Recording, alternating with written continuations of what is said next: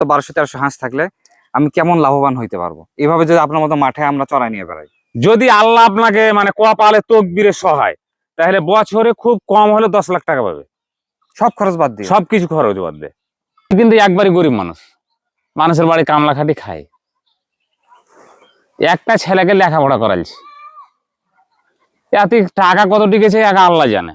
টাকা একদিকে, ছেলে একদিকে, যে ছেংড়াটাকে মানুষ করেছি এবং বিঘা 5 জমি করেছি।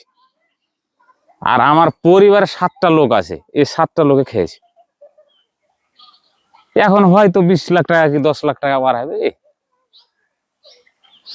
না তাহলে তো ভাই আলহামদুলিল্লাহ, আপনি 5 বিঘা জমি করছেন, একটা ছেলেকে শিক্ষিত করছেন, এর চেয়ে বড় পাওয়া আর কি আছে? না, এটা তো আল্লাহর কাছে হাজার হাজার শুকরিয়া আদায়, এটা তো শুকরিয়ার হিসাব নাই। 21 বছরের অভিজ্ঞতায় আপনার কোন জাতটাকে বেশি ভালো মনে হইলো ভাই? আমার সব করতে ক্যামেল ভালো।